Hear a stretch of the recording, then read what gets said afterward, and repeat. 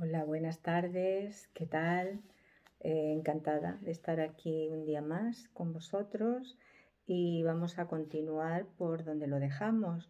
Recordamos que estamos en la lección, en el capítulo 3, en la sección 7, crear en contraposición a fabricar una imagen propia, y nos habíamos quedado en el párrafo 5.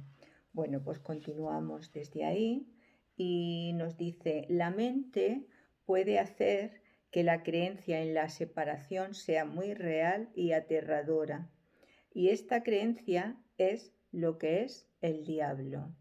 Imaginaros, eh, ya conocemos, los que estamos en el curso de hace tiempo, ya conocemos el poder que tiene en los pensamientos, que hemos sido capaces a través de los pensamientos, de fabricar todo este mundo que nos parece tan real, toda esta ilusión, ¿no? Y, y dice que no subestimemos el poder del pensamiento, puesto que eso es lo que da realidad o le da vida a todo lo que nosotros desde nuestra mente proyectamos, ¿no? Y dice que la mente puede hacer que la creencia en la separación sea muy real y aterradora. O sea que todo lo que tememos, todos los miedos, los hemos inventado nosotros desde nuestra mente, con nuestros pensamientos, y, y no son reales, lo sabemos, pero sin embargo, pues seguimos creyendo en que son reales, no seguimos creyendo en la separación y seguimos creyendo en los miedos que esa separación producen en la mente, ¿no? Y dice que esa creencia en que eso es real, en que la separación es real, y los miedos que esta separación produce en la mente, es a lo que el curso llama el diablo. Imaginaros qué diferencia con lo que creíamos que era el diablo, ¿no? Dice, es una idea poderosa. El diablo es una idea poderosa, dinámica y destructiva, que está en clara oposición a Dios, debido a que literalmente niega su paternidad.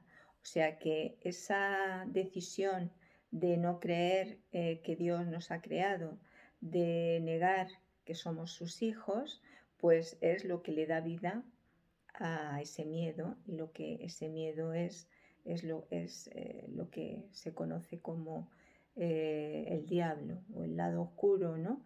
La oscuridad en nosotros, ¿no? Dice, examina tu vida y observa lo que el diablo ha hecho.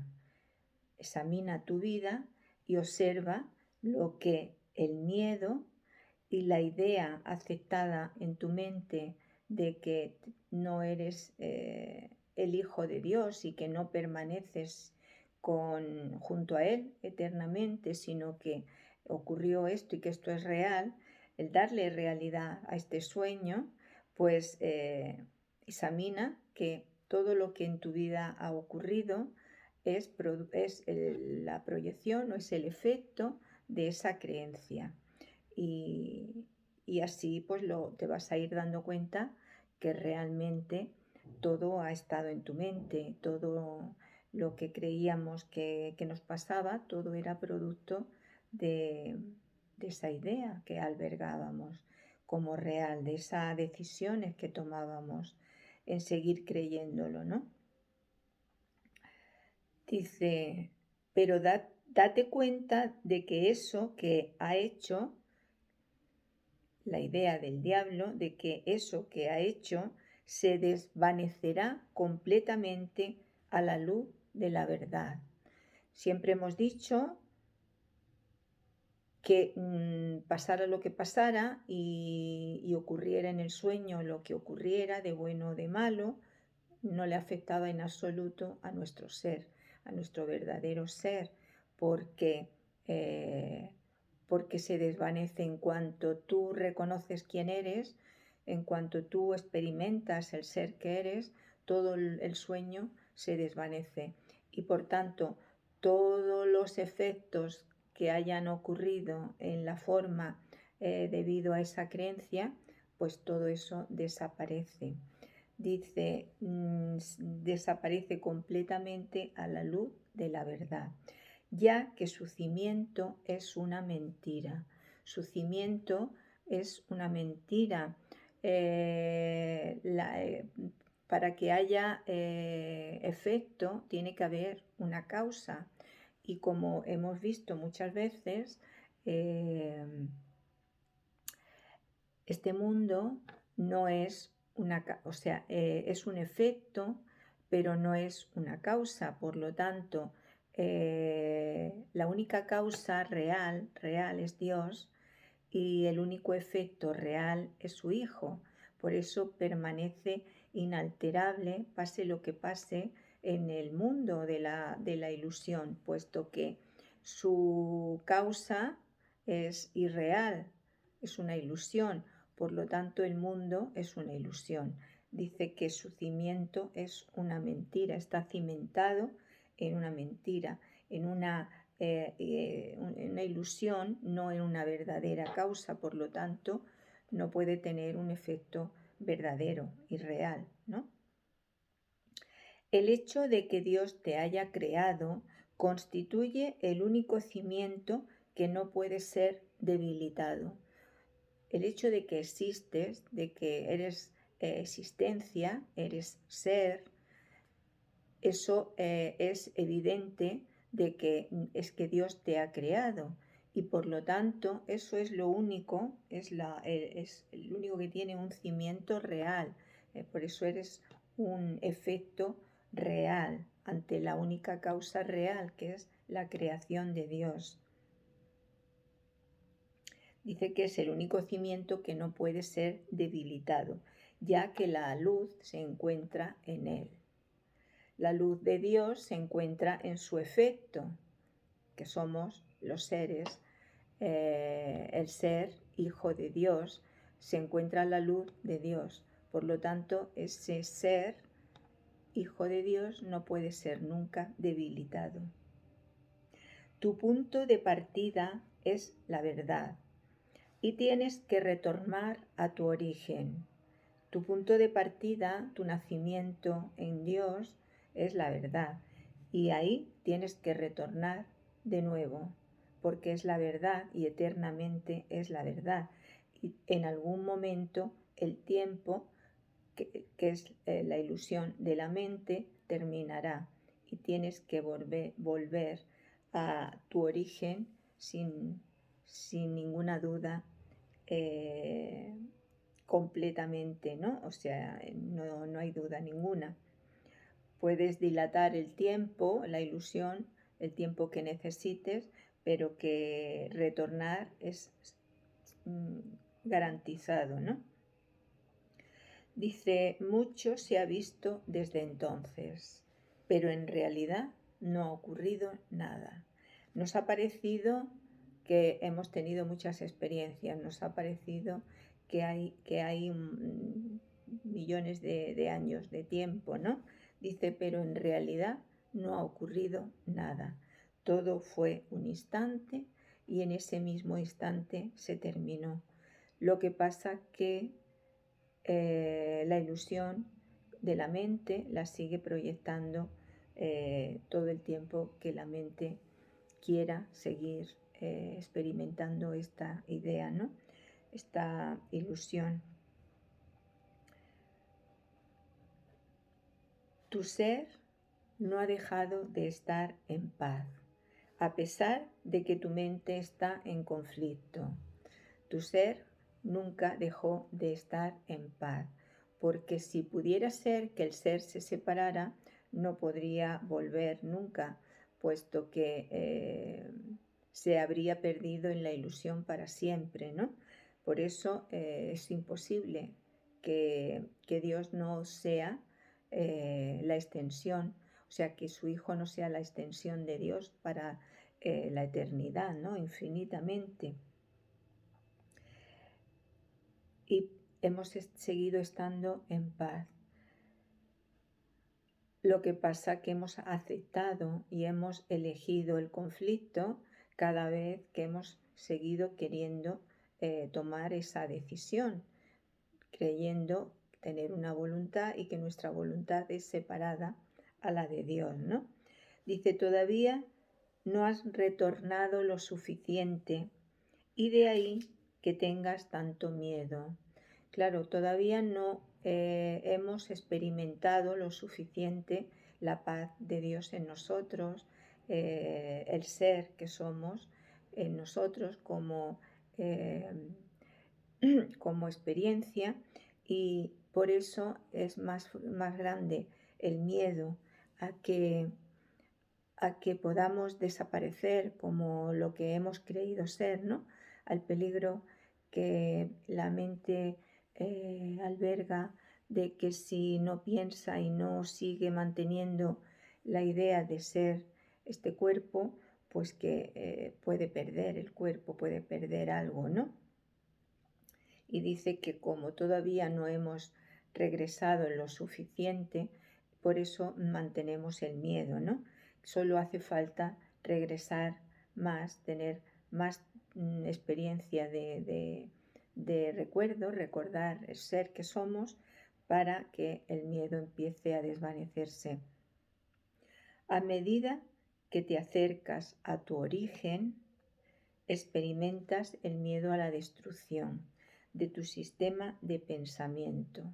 Es lo que he dicho, a medida que nos acercamos, el ego nos da una especie de alarma de que, cuidado, esto puede ser peligroso, porque claro, su estrategia para mantener su existencia es esa. Hemos inventado muchas estrategias de cómo no mirar lo que realmente somos, sino huir de eso, llenarnos de, ideas que nos parece que nos aportan la felicidad y el amor que siempre buscamos en nuestro interior, y el miedo a perder nuestro sistema de pensamiento surge enseguida que lo ponemos un poco en entredicho, que dudamos de él y que queremos ver las cosas de otra manera, ¿no? Pues es la estrategia del miedo va a tener siempre pues su espontaneidad para hacernos ir para atrás, ¿no? No seguir hacia adelante. Lo único que en ese momento es bueno es aceptar el miedo que haya, ¿no? Vivir el miedo y permanecer ahí en el miedo, porque es la única manera de trascenderlo, ¿no? Surja por lo que surja. Dice, a medida que te acercas a tu origen, experimentas el miedo a la destrucción de tu sistema de pensamiento, como si se tratase del miedo a la muerte. Pero la muerte no existe. Lo que existe es la creencia en la muerte. Pero claro, eso solo con palabras cuesta entenderlo y cuesta aceptarlo, ¿no? De que la muerte no existe, sino que tan solo es una creencia, y que así como la creencia en la separación logró proyectar un mundo en el cual reafirmar esa creencia, esa idea, que todo el mundo nos mostrara que realmente la separación ocurrió, porque ve un mundo de separaciones, ve un mundo de formas, pues igual que la mente consiguió eso, pues la mente consigue también que experimentemos lo que llamamos, lo que creemos como muerte, que no es nada más que un cambio en la mente, ¿no? Un cambio, un diferente estado mental, pero que lo vivimos como si fuera lo real, puesto que es una creencia, y nuestras creencias son las que producen las experiencias que vivimos, que tenemos, ¿no? Como realidad. Dice, lo que existe es la creencia en la muerte. ¿Cómo podemos dejar de creer en la muerte? Pues simplemente aceptando que es una creencia más, que nos produce miedo y que el miedo es inventado.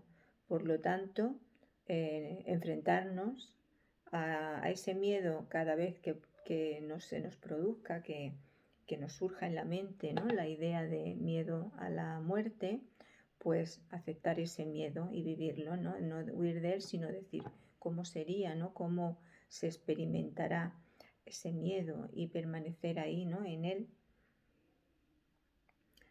Bueno, llegamos al párrafo 6 y dice: la rama que no da fruto será cortada y se secará. Alégrate de que sea así. La luz brillará desde la verdadera fuente de la vida y tu forma de pensar quedará corregida. Nos está narrando, nos está hablando del final de la ilusión, ¿no? De que la rama que no ha dado fruto, que no ha resucitado, digamos, no ha despertado al ser que verdaderamente es, pues será cortada y secará. No tendrá experiencias o sea, conciencia, no tendrá conciencia de ser, puesto que no la ha adquirido, la conciencia de ser. Se quedará en la conciencia que tiene, que es de no ser, ¿no? De no existir. Dice: alégrate de que sea así, porque la luz brillará desde la verdadera fuente de la vida y tu forma de pensar quedará corregida. No puede ser de otra manera. Tú, que tienes miedo de la salvación, estás eligiendo la muerte. Tú, que tienes miedo de la salvación, ¿cuál sería la salvación? Dejar de tener miedo, dejar de creer en la muerte, dejar de creer en que soy este cuerpo, dejar de creer que puedo estar separado de la fuente que me crea y que me sostiene en la vida que soy. Eso es la salvación, tomar la decisión de esa experiencia en lugar y desechar las otras creencias, es la salvación. Pero dice: tú, que tienes miedo de la salvación, tienes miedo de aceptar esa realidad porque te identificas con el cuerpo, con el ego, y el miedo es debido a que el ego puede desaparecer, el ego puede ser dañado. Dice: tú, que tienes miedo de la salvación, estás eligiendo la muerte. No nos damos cuenta que al elegir salvarnos desde este mundo, de lo que parece el cuerpo, lo que parece la salud, lo que parece la muerte, salvarnos de todo eso es elegir la muerte. Qué difícil, ¿verdad? Nos resulta esto. Elegir salvarme en este sueño, en protegerme de lo que me pueda pasar en este sueño, es tener miedo de la salvación y es elegir la muerte, porque la salvación es eterna. La muerte es una creencia que se proyectará y dará efecto, o sea, viviré el efecto de esa creencia. Por lo tanto, eso es elegir la muerte. Elijo la creencia que se proyectará en la forma y será el efecto de esa creencia y pasaré por el estado mental, el estado de la muerte, cuando realmente la muerte es elegir eso.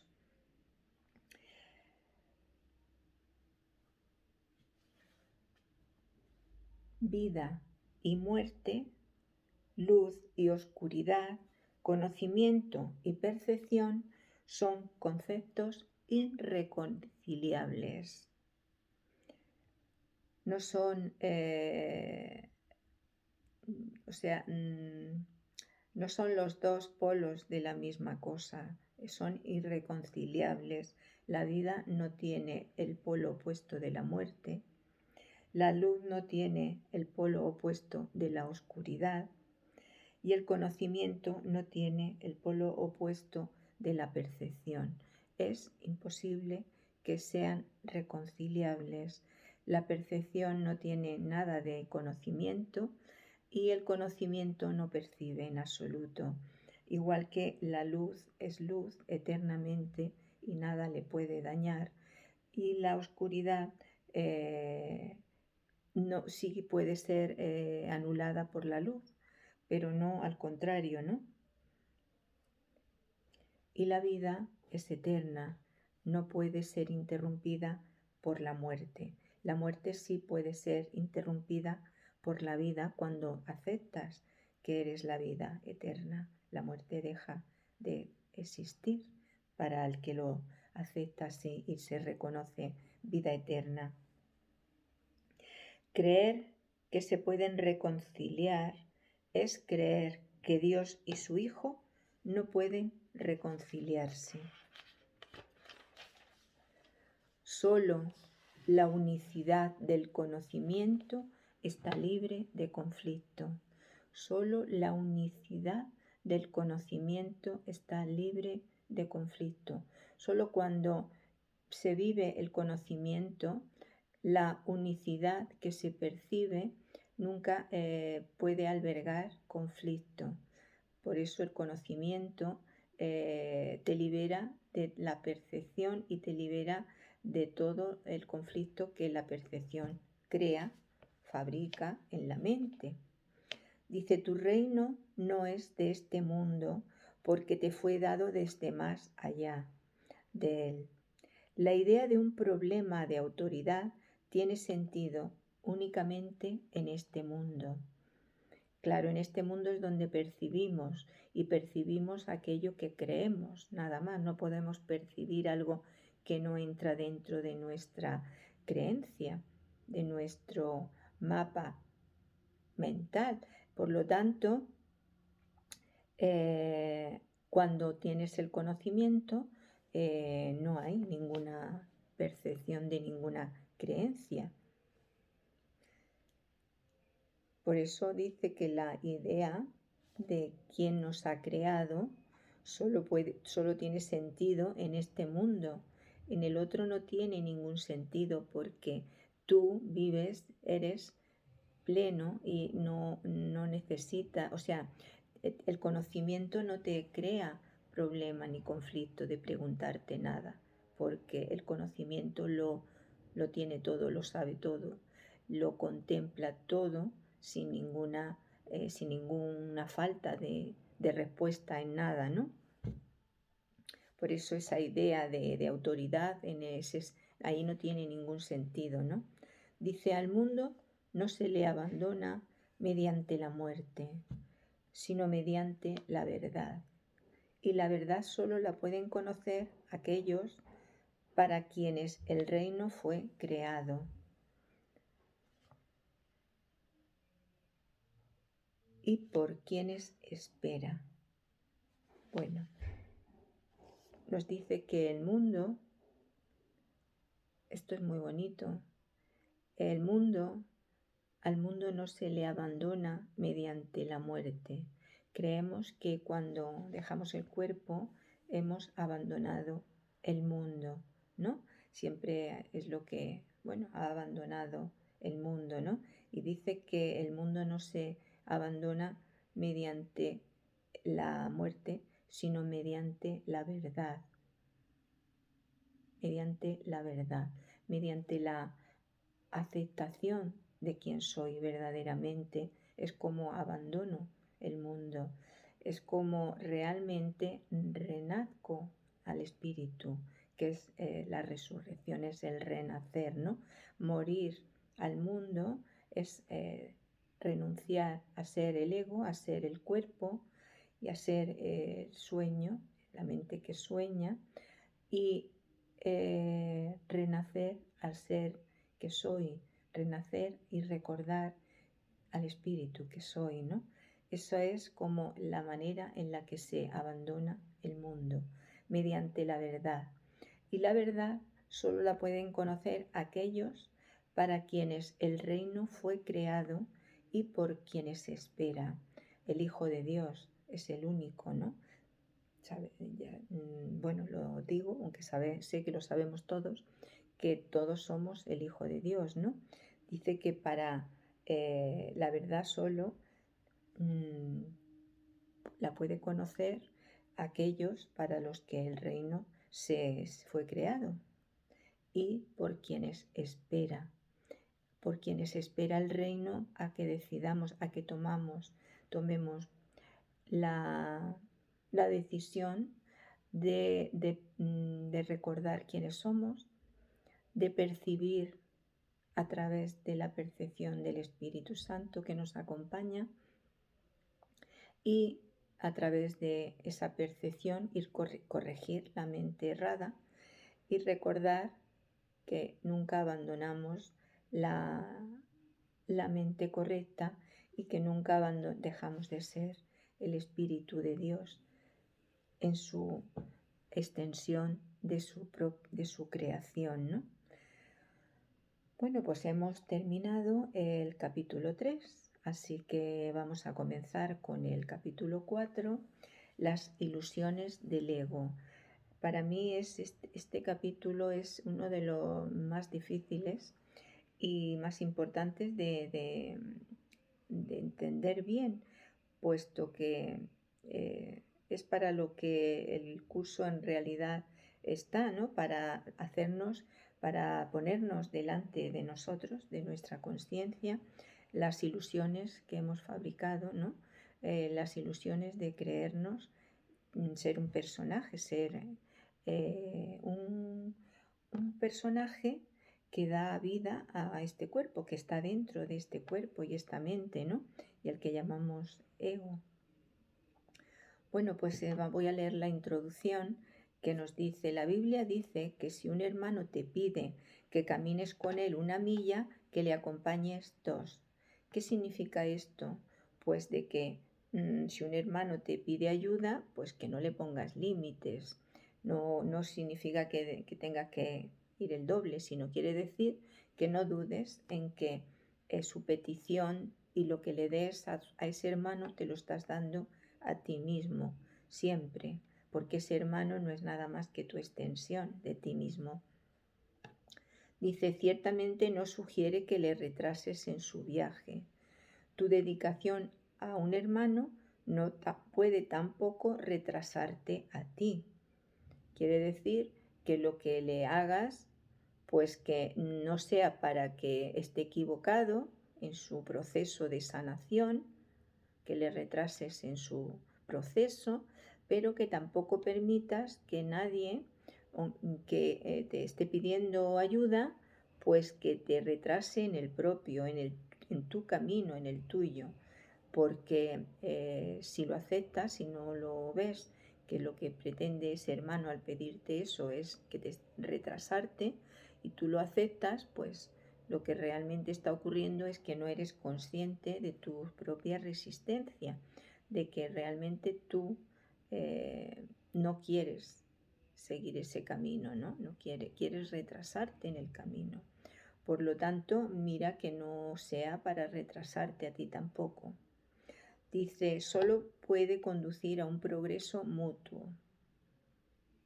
El resultado de una dedicación genuina es la inspiración, palabra que, si se entiende correctamente, es lo opuesto a la fatiga. Cuando uno se dedica de una forma genuina, quiere decir sin ningún interés, de una forma simplemente por amor, de verdad, pues eso te inspira. Quiere decir que te instala en el espíritu, te hace sentir quién eres, espíritu, ¿no? Dice que inspiración. Palabra que si se entiende correctamente es lo opuesto a la fatiga. Por eso todo aquello que se hace desde el amor, desde el deseo simplemente de dar lo que uno es, pues lo que sientes es que estás inspirado y que no te cansa, por mucho que sea hacer lo que sea, siempre que se haga desde esa inspiración, uno no gasta energía, no se cansa, parece que el tiempo no ha pasado, ¿no? Dice, estar fatigado es estar desanimado, o sea, estar cansado es estar alejado de tu espíritu. Dice, estar desanimado, sin alma, ¿no? Estar creyéndote, identificándote con la fatiga, como decíamos, ¿no? Con la separación, como decíamos el otro día, ¿no? Que si te cansas es porque te has considerado capaz de estar cansado, ¿no? Dice, estar fatigado es estar desanimado, más estar inspirado es estar en el espíritu. Ser egocéntrico es estar desanimado, creer en el ego, creer que eres ese personaje y defender a ese personaje, dice que es estar sin alma, estar desanimado, sin espíritu, ¿no? Más estar concentrado en sí mismo, en el buen sentido de la expresión, es estar inspirado o en el espíritu. En sí mismo es en la pérdida de contenido en la mente, de personaje en la mente, no contempla ese personaje, sino que estás en el instante presente, ¿no? En sí mismo, conectado con tu ser, ¿no? Y dice que eso es estar en el espíritu. Los verdaderamente inspirados están iluminados y no pueden morar en las tinieblas. Los verdaderamente en sí mismo, en conexión con su espíritu, no pueden estar en la ilusión, en las tinieblas que se produce en la mente cuando nos vamos a mantener el contenido ilusorio que hemos fabricado y que llamamos programa, ¿no? Automático, ¿no? Dice que los verdaderamente inspirados se les llama iluminados, por eso, porque están en la luz que hay en sí mismo, ¿no? Están en la luz y no pueden morar en las tinieblas porque la luz y la oscuridad son totalmente incompatibles. En el párrafo 2 dice, puedes hablar desde el espíritu o desde el ego según elijas. Si hablas desde el espíritu es que has decidido acatar las palabras. Detente y reconoce que yo soy Dios. Si hablas desde el espíritu es que has decidido acatar las palabras.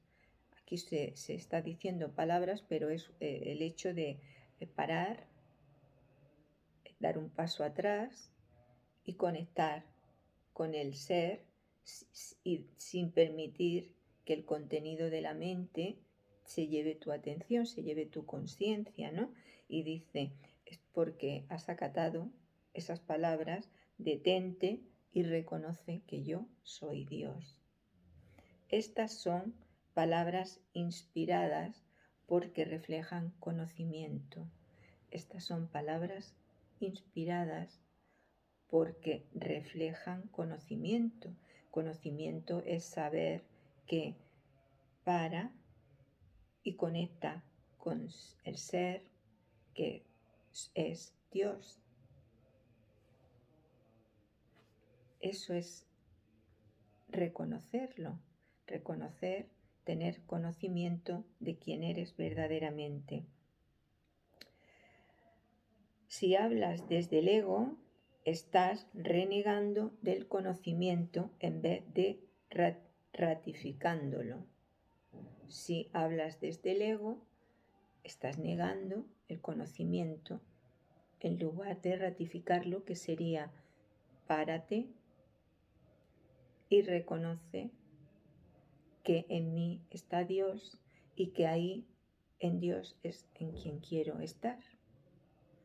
Y dice que si hablas desde el ego, pues estás renegando de esa posibilidad en lugar de ratificándola.